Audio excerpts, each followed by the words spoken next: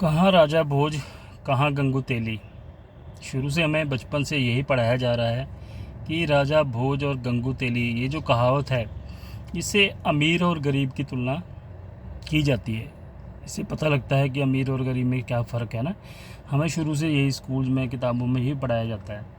मगर मैंने भी एक जगह एक स्टोरी पढ़ी है, तो वहाँ पे बताया गया है कि ये गंगू तेली और जो राजा भोज था, ये जो थे ना, ये राजा थे।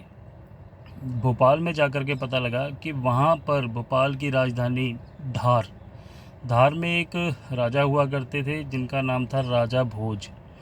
और वो जो राजा भोज थे, उनकी प्रजा, जो साम्राज्य था, वो बहुत ज़्यादा बड़ा नहीं था, मगर वो राजा बहुत ही ज़्यादा बुद्धिमान और ताकतवर थे, जिससे कि आसपास के जो दूसरे राजा थे, जब उनके ऊपर हमला करने की सोचते थे, वो बड़ी ही आसानी से हार जाते थे, क्योंकि जो उनकी सेना थी वो बहुत ही ज़्यादा ताकतवर थी।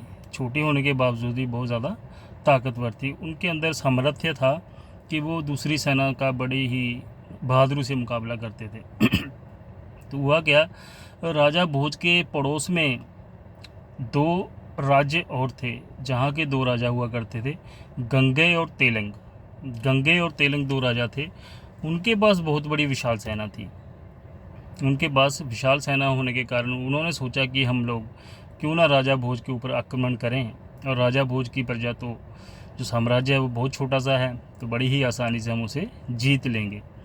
गंगे और तेलंग ने दोनों ने मिल करके राजा भोज के साम्राज्य के ऊपर अटैक किया।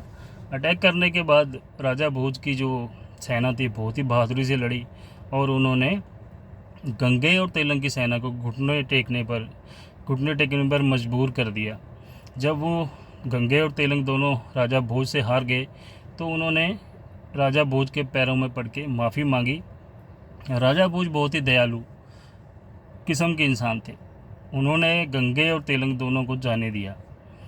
उसके बाद में जब दोनों की जो सेना थी, गंगे तेलंग की और राजा भोज की, तो उन्होंने एक बात कही, कहाँ राजा भोज, कहाँ गंगे तेलंग। तो ये जो कहावत है दोस्तों, ये कहावत वहाँ से स्टार्ट हुई है, वहाँ से चली हुई है। इस कहावत में अमीरी और गरीबी का कोई फ़र्क नहीं दिखाया गया है। जो गंगे तेलंग थे, असल में उन्हीं का नाम गंगू तेली बन गया। तो इसीलिए कहा जाता है, कहाँ राजा भोज, कहाँ गंगू तेली। ये कहानी वहीं से शुरू हुई है।